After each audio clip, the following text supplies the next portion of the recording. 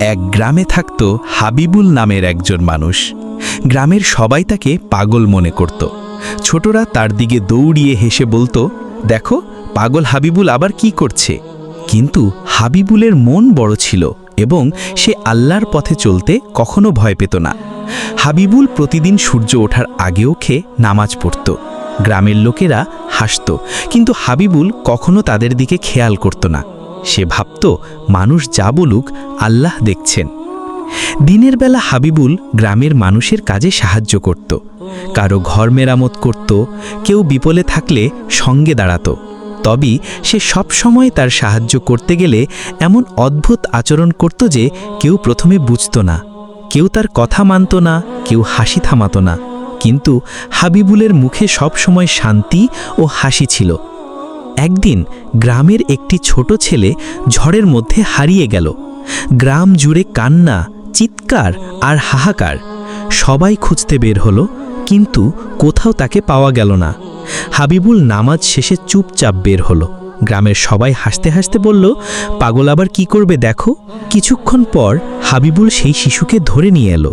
শিশুটি সম্পূর্ণ নিরাপদ। গ্রামবাসী অবাক হয়ে বলল, কি আশ্চর্য, এই পাগলই আমাদের বাঁচালো। হাবিবুল হেসে বলল, পাগল আমি নই, পাগল সে যে শুধু বাহ্যিক দেখায় কিন্তু হৃদয়ে আল্লাহ ভুলে যায়। আমি আল্লাহের জন্য করি, মানুষের প্রশংসা বা অবজ্ঞা আমার প্রয়োজন নেই। এরপর গ্রামবাসী ধীরে ধীরে বুঝতে শুরু করল, সত্যিকারের ঈমান কখনো চেহারা বা মানুষের চোখে বিচার করা যায় না। হাবিবুলের অদ্ভুত আচরণে লুকানো নৈতিকতা, সহানুভূতি এবং ঈমান তাদের চোখ খুলে দিল। গ্রামবাসী বুঝল, যারা আল্লাহকে মনে করে, সাহায্য করে এবং ঈমানের পথে চলতে চায় তারাই সত্যিকারের শক্তি। আর যারা শুধু বাহ্যিক বিচার করে, হাসে বা তাচ্ছিল্য করে তারা আসলে অজ্ঞ। হাবিবুলের জীবন হয়ে গেল গ্রামের জন্য শিক্ষার আলো।